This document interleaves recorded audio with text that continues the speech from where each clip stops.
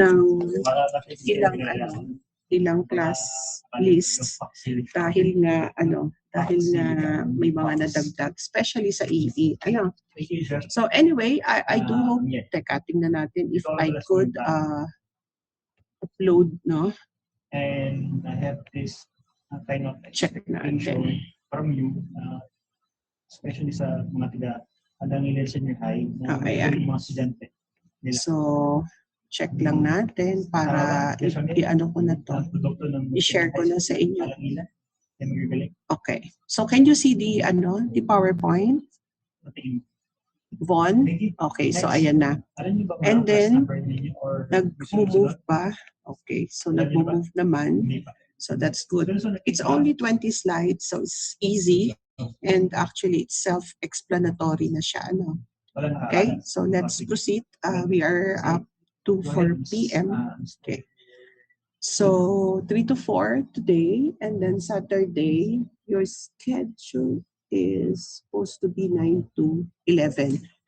Can I hear from Kim Ashley? Kim, nandito ka ba? Oo, so okay na tayo sa schedule. Wala nang problema bago pa naayos yan. Okay. So, we are on the first module, and that is actually nature of materials.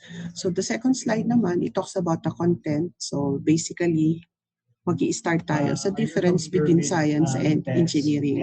So specifically on the topic of mas detalyado, engineering materials. It's not just simply materials, but those materials that are usually used in engineering. So for science, these are theories. Parang doon kayo mag-focus. So it's gonna be easy for you to explain or answer the question, what's the difference between science and engineering? When you say science, it also those great equations that will explain the mechanism involved whenever you want to study the behavior or changes materials can withstand. Okay. As far as engineering is concerned, this is actually the application. Kumbaga, science is to theories, engineering is to application. So anything to do with the application of all these theories and principles ng materials. So I do hope that it's clear because there are so many words here you can read. But dapat yan ay sanay na kayong magpaliwanag. Kung sakaling kayo ay tatanungin. Now, here in the materials development, so we started with the Stone Age, Bronze Age, Iron Age, Plastic Age, Silicon Age, and then the future. So, i-correct natin to on the basis that it's not anymore the future. Yung 6.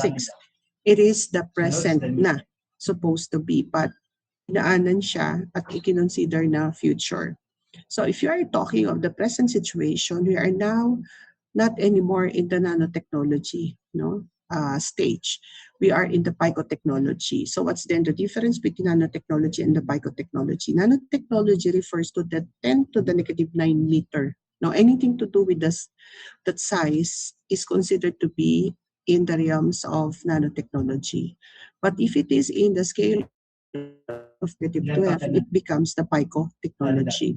So why do we need to study this one, in terms of parang dadaanan natin? Because in chemical engineering, we have this as one of our elective courses. So bakit? Especially in the electrical engineering field. So pagliit ng particle size, pagtaas ng surface area.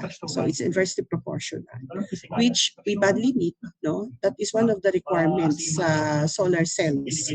We need to have a bigger surface area for the solar energy to be collected and stored. Okay? So that's picotechnology. So I haven't come across with more than dun sa 10 to the negative 12, but probably that's already 10 to the negative 15. Okay? So in here, dito sa number 6 na na stage, we have AI, yung mga robotics. Okay. So yesterday, actually, I seated as one of the panel, no, dun sa isang dissertation proposal. Doon naman, I witnessed how the students wanted to work on the incorporation of AI to the different courses. So most likely, sa inyo yata meron na rin. Hindi, ano ba kayo? Third year, no? I think yung first year ngayon affected na. So they incorporated AI in, I think, in the algebra course. So mayroon ng plano, yun ang maganda sa atin dito sa Batangas State University, na laging nauuna tayo doon sa concept na yun. Now, going back to the Stone Age, actually, what you can, there's the silent message here na bakit we need to go through with the Stone Age. What triggered man to have this kind of the beginning of life, okay, during 3000 BC. So the a driving force for man to think of making use of the stone, no, to actually hunt for food. Okay?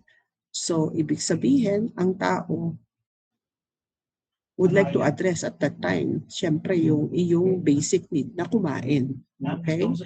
So, what they did is, was the polishing of the stones and put that in the pointed na shape dun sa dulo ng arrow. So that's where they started getting, no, or parang yung pinaka-hunting mechanism nila. Now, followed by the Bronze Age, nung naintindihan na, pwede ko palang haluin ang tin at to make it an alloy. So, ayan. So, nag-i-improve utay-utay. Pero even up to now, ang isa sa talagang prime mover ng mga industry ay ang Iron Age na tayo. Since 1200 BC pa.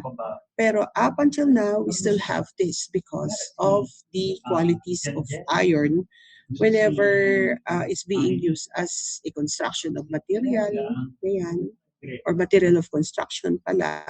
So, ganun. Okay? For the plastic age, we cannot have para bang disagree, no? We cannot disagree with the plastic age kasi nga, it's a type of polymer na lightweight unlike the iron. So can you imagine, I saw yung mga isinusuot ng mga warriors noon pa, na talagang purong metal sa bigat, even bata. Siguro yung bata na may yung may-ari ng damit na yon, yung pinaka-metal na parang warrior na outfit. Posibleng mga nasa 4-5 years old lang yung bata na yun. Sa batang to, maliit pa, naka-confine na yung bodies niya sa ganitong klaseng mga outfit. And then, followed by the Silicon Age. Actually, this refers to or connected to the current setup dahil nga Silicon Age actually is the starting point of computer age. Why? Because dito, kailangan i-prepare mo muna yung mga materials bago ka mag-push ng technology. Okay? So, yun ang nakita ko. If you are going to really dig deeper on bakit ito ang dinaanan, kasi talaga namang nagugutom yung mga tao, kailangan nilang na kumain. So, paano sila makakapag-hunt? By starting to make use of the stones. Okay? So, di ba, dalawang stones na kinikis-kis lang para mag-produce ng fire. And it's very, very revolutionary at that time. Especially to those places na kahit mga indigenous yan, ay talaga namang walang mga saplot na damit. And kung considering that that place is or has 4 seasons, no? Okay lang kung summer siya matapat, pero what about if it is winter already? Okay, now this slide refers to the highlight of 1, 2, 3, 4. So these 4, including the central figure there or a sphere. So ibig sabihin, umiikot ang relationship ng So, ng structure, properties, performance, processing, and characterization. Now, for this naman, it's primarily based on this three criteria, no, in selecting materials for use, no, especially let's say if there are structure, yung mga yun. So you need to be very clear about the application. Magkaiba ang material of construction mo pag ang pinag-uusapan, bahay lang to ha, lababo. Pero magkaiba pa rin ang construction of material or material of construction if it is yung planta naman. So it should have a very sturdy makeup ng materials or basically ng metals. And then you have the properties sa pag-aralan, bakit nga naman nag-i-exhibit ng ganun. One of the major difference ng metals and non-materials, ng non-metal, ang metal can conduct electricity but not the non-metal. Kaya yung number 3, you need to identify what are those materials, no, para magamit for such particular applications. So parang 1:1 correspondence, ito yung gusto ko, let's say, alam nga namang isasabit ko yung damit, no, nung nasa plastic na ang ninipis naman ngayon. Okay? Or maybe, nalinis mo nga ang damit, tapos gumamit ka ng bakal na hanger, after some time, nagkaroon na ng kalawang yung puti mong damit. Bakit? Kasi hindi mo naman alam na, especially the regular ones, yung mga common tao. So yun, syempre ang gusto na lang iayos. O kesa naman yung nilupit, tapos basa pa yung damit. Okay? So those things, and then also for the 4 components of materials, so medyo malabo rito sa hawak kong copy. Tingnan ko nga kung ano to. Okay. So it refers to the material of choice. Ba't ano nangyari? Okay. So ayan. Medyo malabo lang. So iisa lang naman ang ibig niyang sabihin. There should be a certain chosen system na alam natin na bakit ganito to? Ayaw naman niya gumalaw. So, tekahan. So, bakit kaya talaga tayo?